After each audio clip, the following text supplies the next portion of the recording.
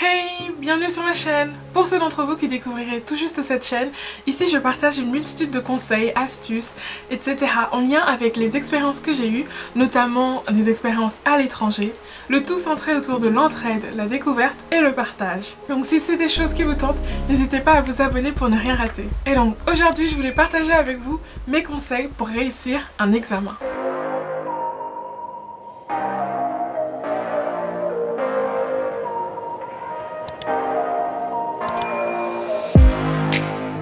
Récemment, j'ai eu à passer un examen et il a fallu que je gère au maximum mon temps pour m'y préparer, ce qui m'a poussé à réunir une multitude de conseils que j'ai voulu partager avec vous dans cette vidéo. Je me suis dit que ça pourrait vous être utile parce que pour beaucoup d'entre vous, c'est une période d'examen, que ce soit les partiels, le bac, etc.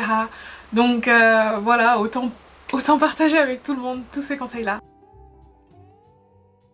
Le premier conseil que je vous donnerai, c'est trouver la méthode de révision qui vous va. Il y a de multitudes de méthodes de révision. Je sais pas si vous voulez que je fasse une vidéo dessus parce que j'ai une multitude de méthodes en fonction des sujets, du format et de toutes sortes de paramètres de l'examen. Donc je sais pas si ça peut vous intéresser, dites-le moi en commentaire si c'est le cas. Mais du coup mon premier conseil serait de trouver la méthode qui vous va. Par exemple peut-être que faire une multitude de fiches mémo est ce qui vous va le mieux. Ou peut-être que lire le cours tous les jours est ce qui vous aide. Ou alors si c'est pour vous préparer un oral, peut-être que vous réécoutez vous-même parler est ce qui vous aide.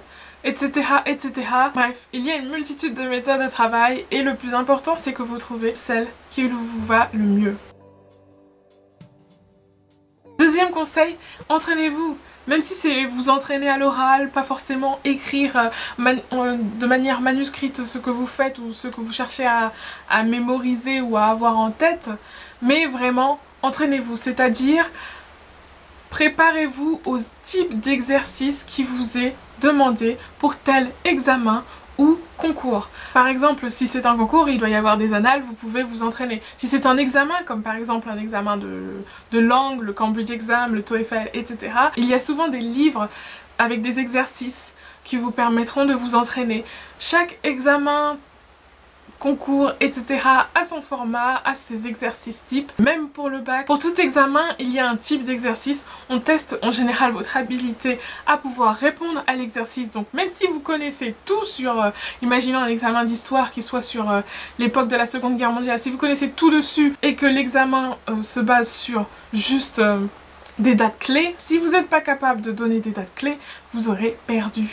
Il y a toujours un attendu à tout examen et du coup moi je vous conseillerais de vous entraîner au maximum. Franchement c'est facile de négliger cette étape mais vraiment la répétition c'est un peu la clé. Par exemple si vous voulez réussir à faire de la guitare, si vous vous entraînez jamais ou que vous le faites une fois dans la semaine, vous n'allez pas vous améliorer autant que si vous le faisiez tous les jours. Clairement pas du tout. Admettons que vous avez un examen de sport, si vous n'êtes pas doué pour faire du cardio, ce n'est pas en faisant jamais que vous allez vous améliorer, surtout si l'évaluation est sur le cardio. C'est ça que je veux dire, donc entraînez-vous, faites pas tous les jours mais autant que vous pouvez le même type d'exercice que celui qui est demandé et finalement si vous faites ça tout le temps ou régulièrement, vous perdrez moins de temps à être gêné par le format de l'examen. Par exemple pour un examen d'anglais on va dire, si vous ne vous êtes jamais entraîné à traduire en français un audio écouté et que c'est ce que l'examen évalue, vous aurez plus de mal, etc. En clair, cette étape permet de limiter la possibilité d'être déstabilisé le jour J. Mon troisième conseil, c'est d'écouter de la musique, regarder des documentaires, etc. etc.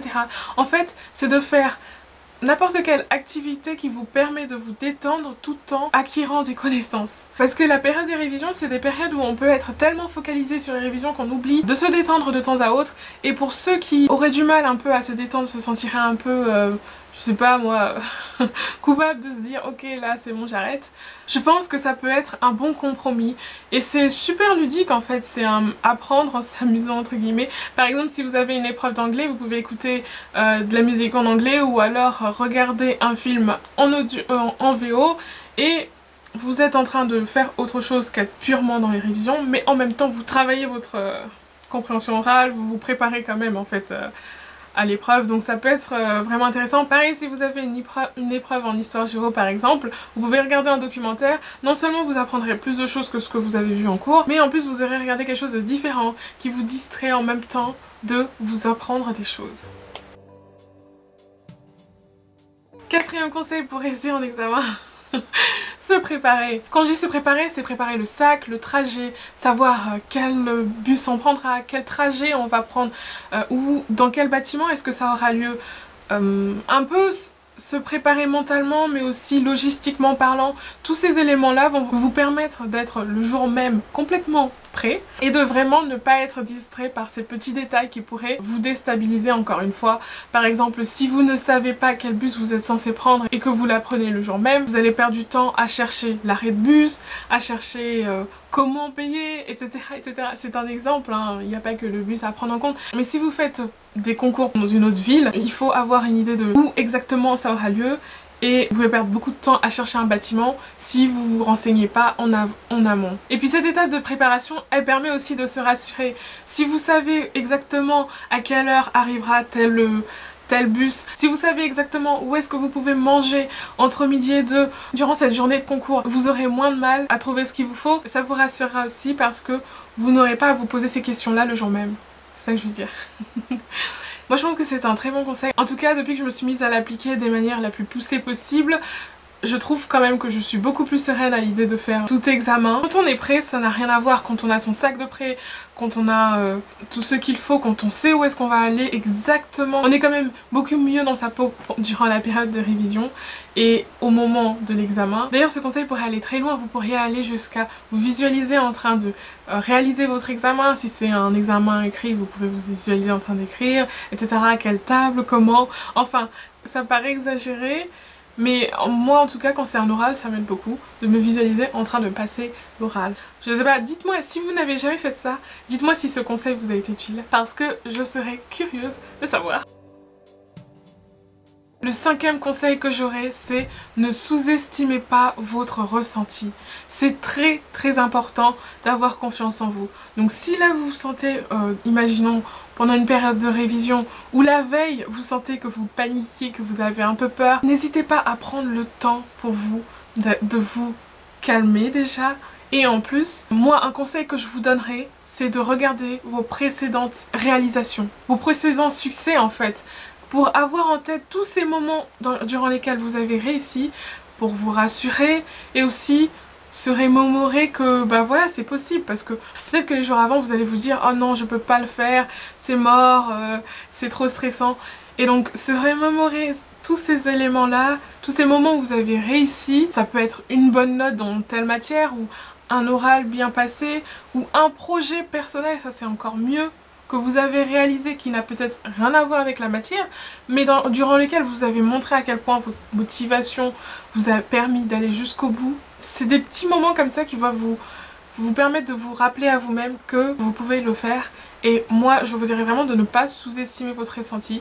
N'hésitez pas à prendre le temps pour ça. Je sais que parfois, surtout pour les oraux, je peux avoir toutes les connaissances du monde. Si je ne crois pas que c'est possible que je réussisse, ben ça risque pas d'arriver. Parce que, imaginons que ce soit un oral de maths où je suis censée réussir un exercice, je peux connaître tous les théorèmes du monde. Si je ne me crois pas capable de réussir un exercice, ça ne va pas arriver, ça ne va pas jouer en ma faveur. Donc c'est pour ça que avant l'examen, la veille surtout, parce que c'est souvent là où on panique un peu. Même si vous n'avez pas tout révisé, imaginons vous dites oh non j'aurais dû faire ça, j'aurais dû faire ci, non. Prenez le temps pour vous calmer vous-même, regagner confiance en vous, vous rappeler tout ce que vous avez réussi à faire dans votre vie, ça peut être tout et n'importe quoi, même si c'est mieux quand même si c'est en lien avec la matière, en tout cas moi personnellement ça me gêne pas si ça n'a pas de lien. Et surtout, moi je vous suggérerais vivement de regarder un contenu qui vous inspire. Ça peut être une vidéo vlog, une vidéo voyage, ça peut être aussi une vidéo de motivation avec des discours motivants, ça peut être des citations, lire des citations inspirantes. Donc ça peut être tout et n'importe quoi, tant que c'est du contenu inspirant. Par exemple, imaginons une figure qui vous inspire particulièrement. Vous pouvez regarder un de ces discours ou un documentaire sur leur vie, comment ils ont réussi. C'est en fonction de vous mais je vous suggérerais vivement en lien avec ce conseil-là de faire ça. Moi je sais que depuis que je me suis mise à regarder des contenus qui m'inspiraient, je ressens quand même la différence. Pas tant en résultat que en ressenti. Et le ressenti joue sur le résultat. Mon dernier conseil, c'est visualisez-vous en train de réussir. Alors, ça paraît un peu étrange, mais c'est important parce que je sais, moi-même ça m'est arrivé plusieurs fois. C'est très tentant d'imaginer le pire quand on se prépare pour un examen et surtout quand on stresse en fait.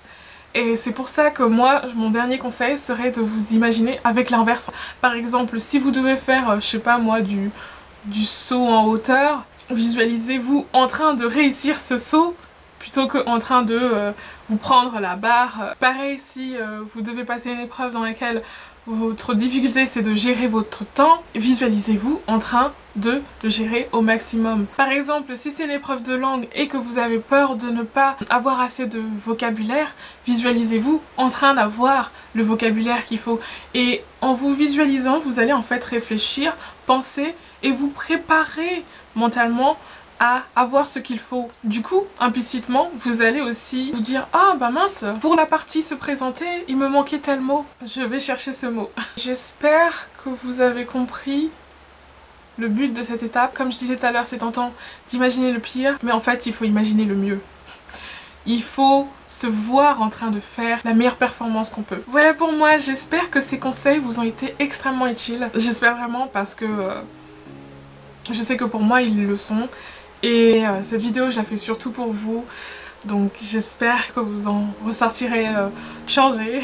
Si vous avez apprécié cette vidéo, n'hésitez pas à mettre un pouce vers le haut et à vous abonner pour avoir plus de contenu dans ce genre là. De mon côté, je vous inviterai vivement à partager vos conseils pour réussir un examen dans les commentaires, ça pourrait être utile à d'autres. Et en plus, ici il est vraiment question de partage et d'entraide, donc autant faire part de vos astuces, je serais vraiment ravie de les découvrir. En attendant, moi je vous dis à bientôt dans une autre vidéo. Bye!